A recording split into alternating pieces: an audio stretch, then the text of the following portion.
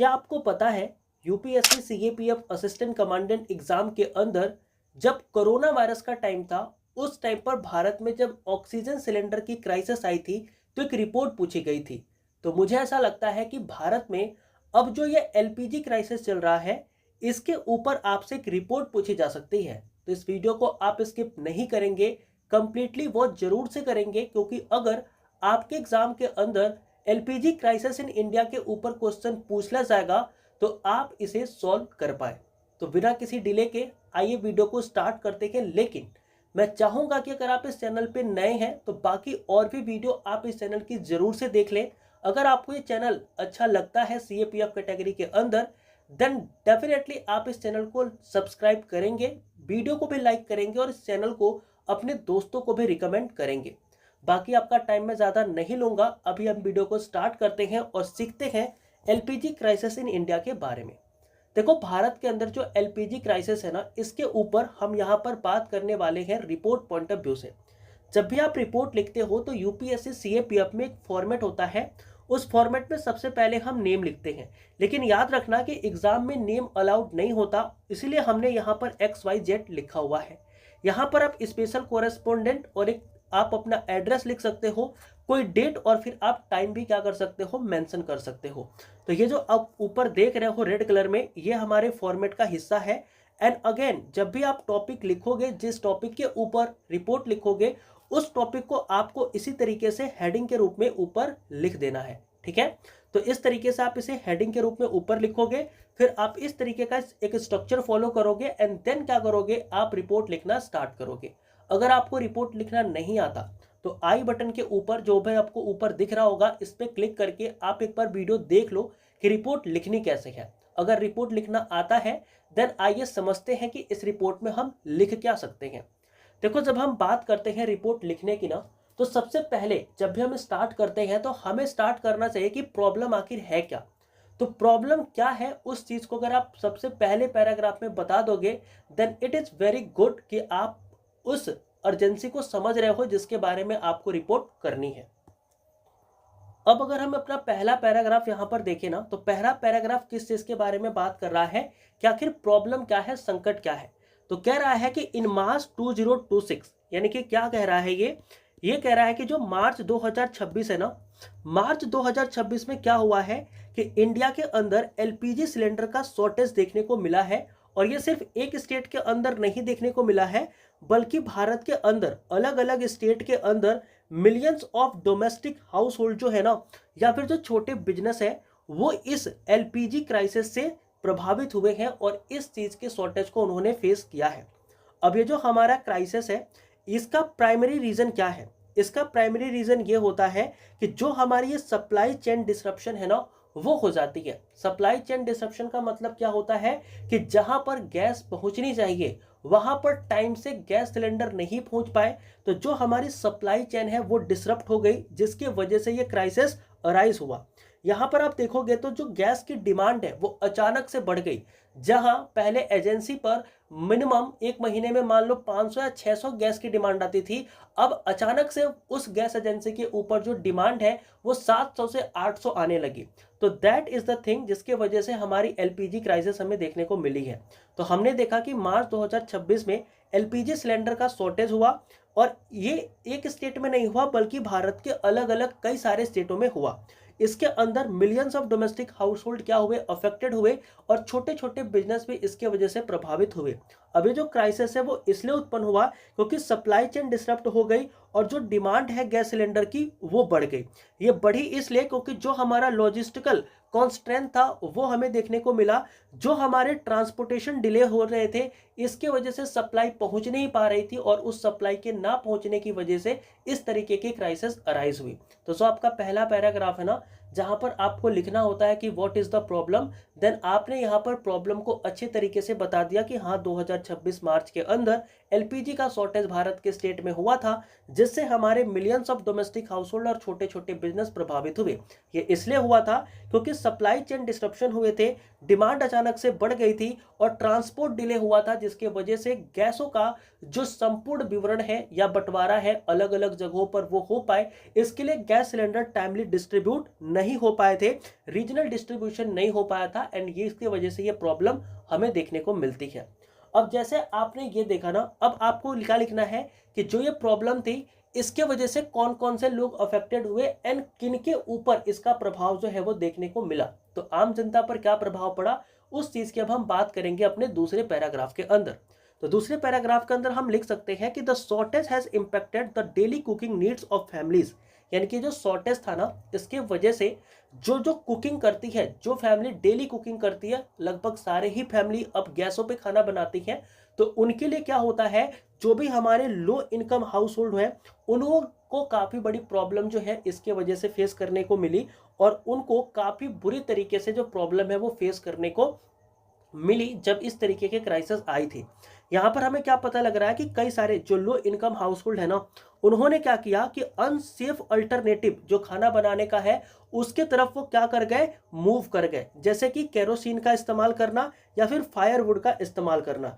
इससे क्या होता है कि risk of accident and health hazard, मतलब कि इससे एक्सीडेंट का खतरा भी बढ़ जाता है और जो हेल्थ का हजार्ड है, स्वास्थ्य की प्रॉब्लम है, वो भी यहाँ पर निकल के सामने आती है।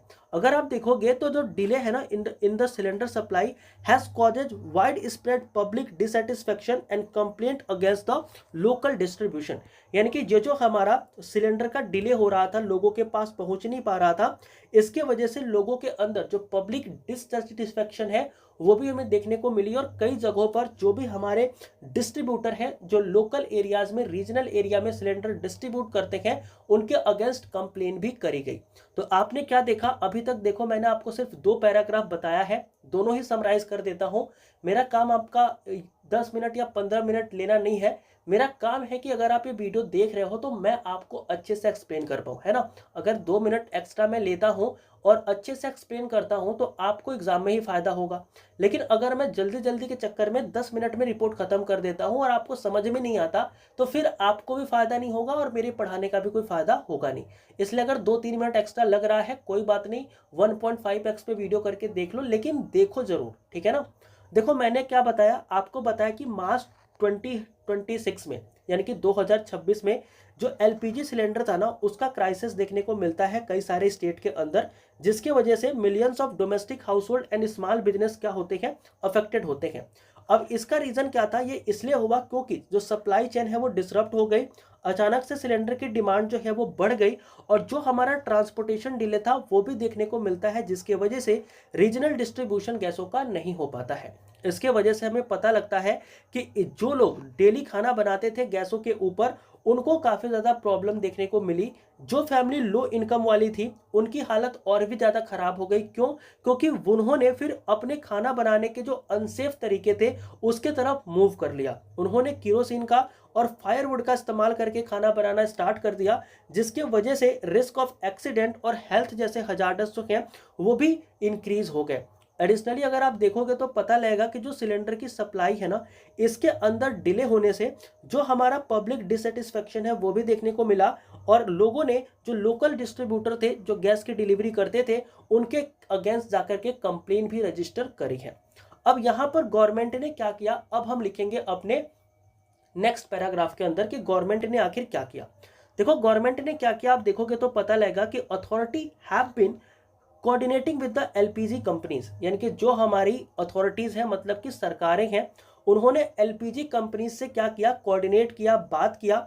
उन्होंने ये ट्राई किया कि जो हमारा डिस्ट्रीब्यूशन हो रहा है गैस सिलेंडर का वो एक स्ट्रीम लाइन में हो और सबसे पहले उन लोगों को गैस प्रोवाइड किया जाए जिनको ज़रूरत है। अगर आप गए होगे सिलेंडर लेने के लिए ना तो वहाँ पर बोला गया होगा कि अगर आपने 1 महीने के पहले अगर सिलेंडर उठाया है तो नहीं मिलेगा, 1 महीना कंप्लीट होने के बाद ही आपको नेक्स्ट सिलेंडर दिया जा रहा है। तो सरकार ने ये किया कि उन्होंने क्या किया, जो भी आपकी एलपीजी कंपनीज है ना उनके साथ कोऑर्डिनेशन बैठाया, उनके साथ बातचीत करी और ये एक स्ट्रीमलाइन डिलीवरी जो है ना डिस्ट्रीब्यूशन के ऊपर फोकस फोकस किया और उन्होंने इंश्योर किया कि जो भी वल्नरेबल हाउस होल्ड है पहले उनको ही हम प्रायोरिटी देंगे और गैस क्या करेंगे, उनको ही प्रोवाइड करेंगे। अब यहाँ पर वल्नरेबल कौन है, जैसे मान लो मेरे घर पे गैस बिल्कुल खत्म होने वाला है क्योंकि मैंने 1 महीने पहले गैस उठाया था, तो अब जब मेरा गैस खत्म हो जाएगा तो खाना कैसे बनेगा, लकड़ी पे बनेगा। लेकिन मान लो किसी ने परसों ही गैस उठाया था, उसका गैस तो अभी चलेगा ना 1-2 महीने, तो वो पर्सन जा रहा है गैस लेने तो उसको नहीं मिलेगा। लेकिन अगर मैं जाता हूँ गैस लेने के लिए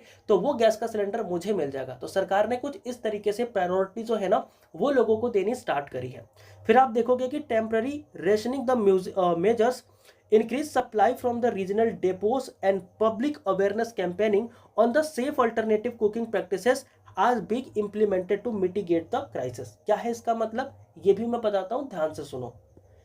देखो गवर्नमेंट ने ये कहा है ना कि वो राशनिंग मेजर क्या कर रही है, ले रही है। राशनिंग मेजर का मतलब क्या हो रहा है कि जिन लोगों को जरूरत है, फिलहाल जरूरतमंद जो परिवार हैं उनको प्राथमिकता दी जाएगी। इसके अलावा वो क्या करेंगे कि जो रीजनल डिपो है, रीजनल डिपो से क्या करी जाएगी, सप्लाई को बढ़ाया जाएगा। तो रीजनल डिपो के थ्रू सप्लाई को बढ़ाया जाएगा और पब्लिक कैंपेनिंग करी जाएगी, अवेयरनेस बढ़ाया जाएगा, ताकि लोगों को जो इनके सेफ अल्टरनेटिव है ना, मान लो अगर किसी को गैस नहीं मिल पा रहा है तो अगर वो खाना बनाना भी चाह रहा है तो इसके सेफ अल्टरनेटिव क्या हो सकते हैं, सुरक्षित खाना पकाने के तरीके क्या हो सकते हैं, उसके लिए लोगों को क्या किया जा रहा है, जागरूक किया जा रहा है, जिससे कि इस क्राइसिस को हम मिटिगेट कर पाए। तो गवर्नमेंट का क्या स्टेप है, तो आप बोल सकते हो कि जो गवर्नमेंट है ना वो एलपीजी कंपनीज के साथ क्या कर रही है, कोऑर्डिनेशन कर रही है। वो स्ट्रीमलाइन डिलीवरी को इंश्योर करने के लिए प्रायोरिटी बेसिस पर राशनिंग कर रही है, मतलब कि उन लोगों को गैस सिलेंडर दिया जा रहा है जिनको एक्चुअल में जरूरत है। एंड इसके अलावा गवर्नमेंट क्या कर रही है, डिपो के माध्यम से,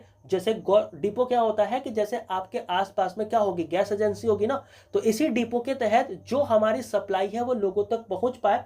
तो डिपो में सप्लाई बढ़ा जा रही है ताकि लोगों को गैस जो है वो मिल पाए। एंड इसके अलावा देखोगे तो कैंपेनिंग भी करा जा रहा है, अवेयर भी किया जा रहा है लोगों को कि उन्हें सेफ अल्टरनेटिव बताया जा सके कि खाना वो कैसे पका सकते हैं। अब इतना आपने गवर्नमेंट का लिख लिया ना, तो अब आप लिख सकते हो कि फ्यूचर में हमें इससे क्या सीख मिलती है, उसके बारे में एक पैराग्राफ आप यहाँ पे लिख सकते हो। तो आप ये लिख सकते हो कि जो एलपीजी शॉर्टेज है ना, ये हमें क्या बताती है, ये हमें बताती है कि जो हमारी सप्लाई चेन है ना, ये काफ़ी ज़्यादा रेजिलियंस होनी चाहिए और इसके अंदर हमें इम्प्रूवमेंट की नीड है। एफिशिएंट डिस्ट्रीब्यूशन मैकेनिज्म हमारे होने चाहिए और इसके साथ साथ हम प्रोटेक्टिव मॉनिटरिंग भी कर सके इस तरीके के सिमिलर क्राइसिस के अंदर अगर कोई फ्यूचर में आती है तो। यानी कि संकट हमें बताता है कि अपनी सप्लाई चेन को हमें मजबूत बनाने के लिए जरूरत है। अगर ऐसी भविष्य में कोई स्थिति आती भी है ना, तो इसके लिए हम एक बेहतरीन मॉनिटरिंग सिस्टम बना पाए, इस चीज की जरूरत है जो कि हमें ये क्राइसिस सिखा के जाती है। ये हमसे कहती है कि हम इंश्योर करें uninterrupted domestic fuel supply in a critical for the public welfare and national stability. मतलब क्या है इसका मतलब, ये है कि जैसे मान लो कोई घरेलू ईंधन है, ठीक है ना, उस घरेलू ईंधन की निरंतर सप्लाई देश की स्थिरता के लिए बहुत जरूरी है। तो इस चीज को हम क्या करके रखेंगे, इंश्योर करके रखेंगे। फिर इसके बाद हम क्या कर सकते हैं, रेफरेंसेस दे सकते हैं और रेफरेंसेस में आप लिख सकते हो कि हमने जो डेटा इस्तेमाल किया है, जो बात हमने ऊपर रिपोर्ट में लिखी है, वो कोई मनगढ़ंत कहानी नहीं है, बल्कि यह किसकी है, ये ministry of petroleum and natural gas की है, गवर्नमेंट ऑफ इंडिया के अंदर, प्रेस इंफॉर्मेशन ब्यूरो की है, and report from state LPG distributor की है। तो इस तरीके से आप रेफरेंसेस भी दे सकते हो। तो यह था हमारा एक पूरा का पूरा रिपोर्ट जो कि हमने गैस क्राइसिस इन इंडिया के ऊपर देखा, एलपीजी क्राइसिस इन इंडिया के ऊपर देखा। अगर अब आप ये पीडीएफ पढ़ना चाहते हो, आप चाहते हो कि पीडीएफ मैं आपको दे दूं, तो मैं बिल्कुल दे दूंगा, आपसे कोई पैसा नहीं लगता पीडीएफ के लिए। आपको बस करना क्या होता है कि एक टेलीग्राम होता है जहां पर ये पीडीएफ मैं देता हूं, तो वो आपको ज्वाइन करना ही पड़ेगा, है ना, क्योंकि बिना ज्वाइन करे तो मिलेगा नहीं। तो वो टेलीग्राम आपका होता है जो कि मैं यहाँ पर लिख दे रहा हूँ, आप जाके इसको सर्च करना टेलीग्राम के ऊपर, @CAPF_ लिखना, फिर लिखना AC और उसके बाद लिख देना 2026। वहाँ पर एक ग्रुप मिलेगा एंड उस ग्रुप को जब आप ज्वाइन करोगे ना, तो वहीं पर आपको ये पीडीएफ जो है वो मिल जाएगी, जिसको आप फर्दर अपने स्टडी के लिए यूज कर सकते हो, ठीक है। And if you are watching this video on 16th of March, तो नीचे हैप्पी बर्थडे खरगोश लिख देना, बिकॉज खरगोश का बर्थडे है उस दिन, ठीक है। चलो ठीक है, मिलते हैं नेक्स्ट वीडियो में, तब तक के लिए सभी को जय हिंद।